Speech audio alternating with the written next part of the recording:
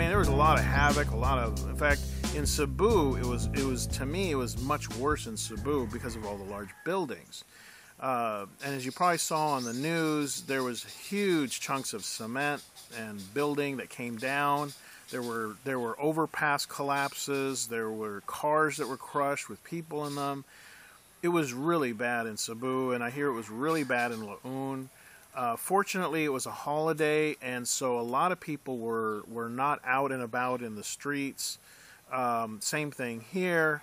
But, you know, in all, the worst of it really was over with the big quake. Everything else was aftershocks. Some stuff continued to tumble down that had been weakened. And it was manageable. In fact, when I got to the main city square, there was just tons and tons of people out there who, again, didn't want to be in their homes. And so they were making the best of it and being kind of, you know, in a good mood. And I interviewed a few people there. And so all in all, it was really nuts. It was a very intense earthquake, 7.2, very nearby, you know, very close to the epicenter. But aside from the people just not being used to it, I think they handled it really well. Again, they pulled together in local communities. The hospitals seemed to be able to handle the load. They did have people outdoors because the air conditioning, for whatever reason, I guess the generator didn't work or they didn't have one, but they moved the patients outdoors to keep them cool, and it wasn't like there was anybody not getting care. So the hospitals that I saw anyway, and I passed about 2 or 3 of them, they seemed to have a pretty good handle on things. Also, I would much rather be here in that kind of a crisis disaster situation in the Philippines rather than in downtown LA. I can only imagine downtown LA going 48 hours with no electricity, no water.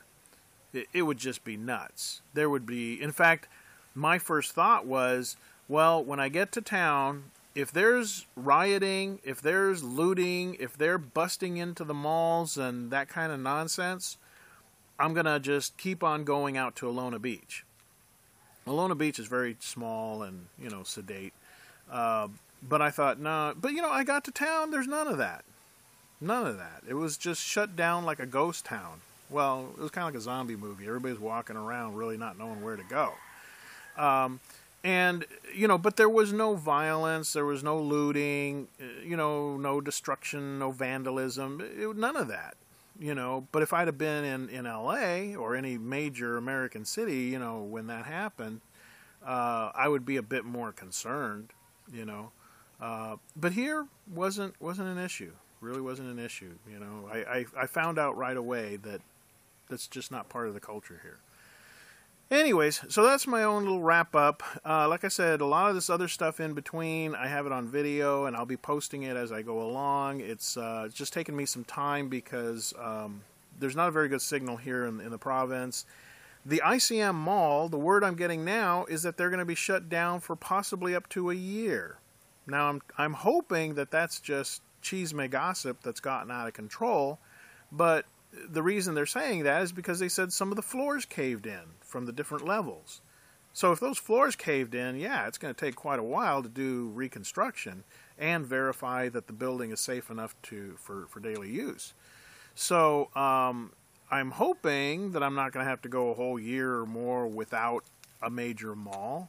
But I'll deal with it once that's verified. So at this moment, being today only 4 days after the earthquake, at this moment it's still only hearsay.